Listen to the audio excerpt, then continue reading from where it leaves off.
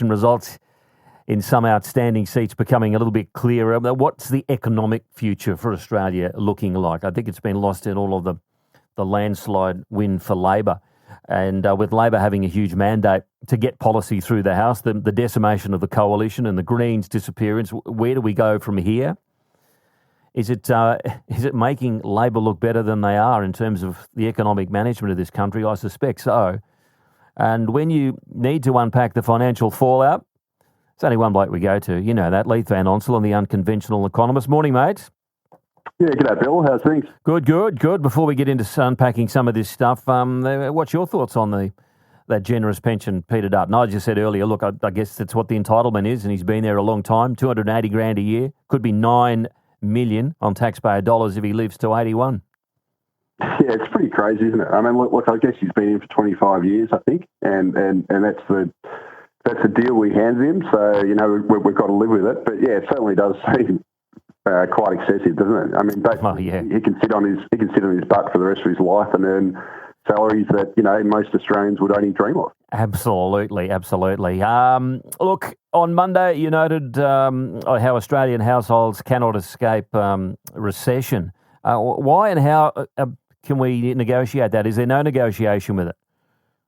Yeah, well, so it's basically a commentary on where households are at the moment. So, you know, up to the December quarter national accounts, that's obviously a bit old now, and we're going to get the new ones next month for the March quarter. But Australian households had experienced 8 consecutive quarters of falling real household consumption per capita. So that's once you adjust for inflation and adjust for population growth.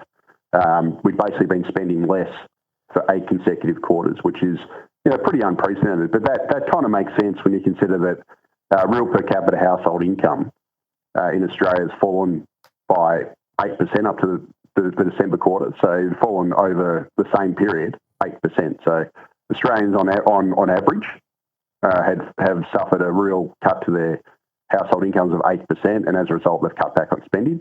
And we got the Q1 retail sales and so the March quarter retail sales, and also the household spending data from the Australian Bureau of Statistics this week and late last week. And they basically paint the picture whereby households are still in recession. So we don't have the national accounts data for March yet. That comes out next month. But based on the retail sales data and the household spending indicator, which the ABS releases, when you adjust for population growth and inflation, households have cut back again. So that, you know, we had further falls in retail sales per capita and household spending per capita.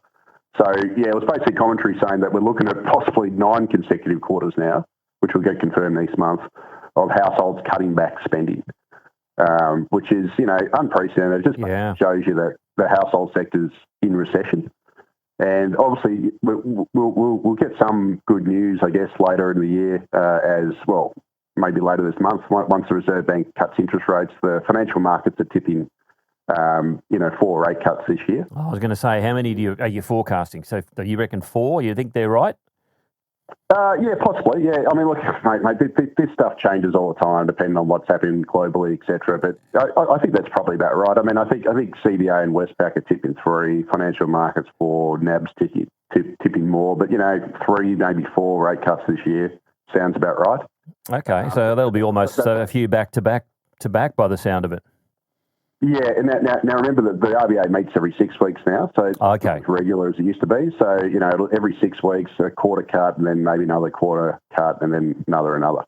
So that will take the cash rate down to 3.1% by the year's end, which is what the financial markets are tipping from 4.1 currently. And that'll obviously give a kick along to households. Anyone with a mortgage won't have to spend quite as much on their mortgage, and it'll free up some disposable income, and that should boost some spending and that sort of thing. But overall, it's the household sectors, as I said, looks like it's been in recession for 9 consecutive. Well, it's suffered 9 consecutive quarterly falls in household consumption, which is unprecedented, and I don't think we're going to get a very strong rebound. Yeah. Well, what about the housing crisis? It's obviously it was a key election topic. Is that set to get any worse? Yeah. Well, I mean, look. It depends on what your viewpoint is. So, if you're someone who wants your house price to go up, well, you're probably going to be in luck. But if you're like me and you don't want housing to get more expensive, so I've got 2 teenage kids, And if you're in the rental market, I think it's going to get worse because, as I just said, the Reserve Bank's tipped to cut rates, 4 times this year, and potentially more next year. And whenever the Reserve Bank cuts interest rates, it obviously leads to higher house prices, more borrowing capacity, more demand, etc. So we're looking at a pretty big pickup in house prices there. But also, the policy announced during the election by Labor was a shocker. And actually the Coalition's was a shocker as well, their alternative policy. But Labor's promise to give all first home buyers from January 1 next year the ability to purchase a home with only a 5% deposit without any mortgage insurance and anything. And basically what they've promised is that taxpayers or the federal budget will guarantee 15% of all first home buyer mortgages. And what this is, it's effectively a state-sponsored subprime mortgage scheme. So basically, if you allow all first home buyers to buy with a 5% deposit backstopped by the taxpayer, well, you're going to get way more demand. You're going to get more buyers. Stimulating the market. A larger sum. That's it. When we've got not enough stock for the supply, for the demand. That's it. Prices go up. So prices are, based on interest rate cuts and then Labor's 5% deposit policy, their subprime mortgage policy, state-sponsored, So it's a policy that's going to make it worse.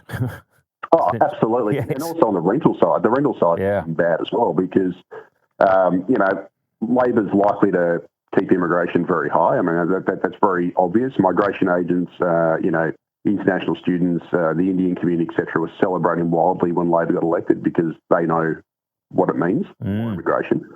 At the same time, the construction side is shocking. So the dwelling approvals data we got this week and the dwelling commencements, so housing starts that we got last month, were basically showed that housing construction is running about 30% below Labor's target. So they promised 1.2 million homes over 5 years, which is 20,000 homes a month, or 60,000 a quarter, 240 a year.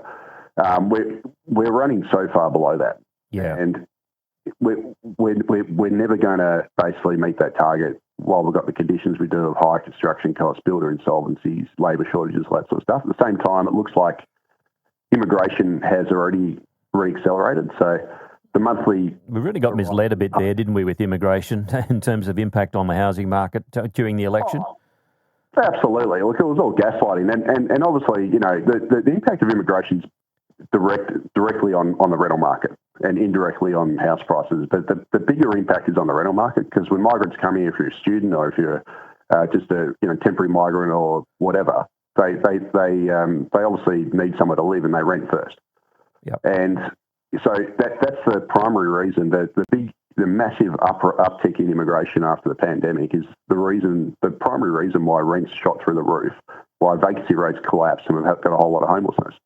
And under the Labor government, we've got we're more likely to get this continued high immigration at the same time as the supply side is completely stuffed.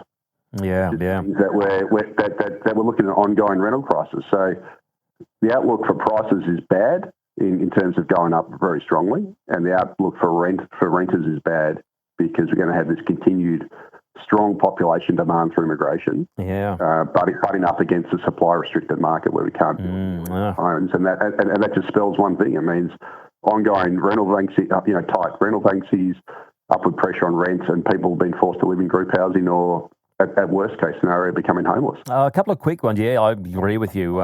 It's pretty ahead. A couple of quick ones. The demise of the Greens in particular, what does that mean for the economy?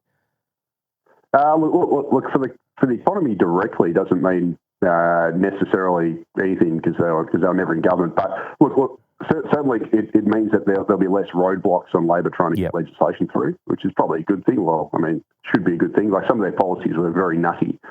I'm personally glad to see some of their members gone because I think they were just,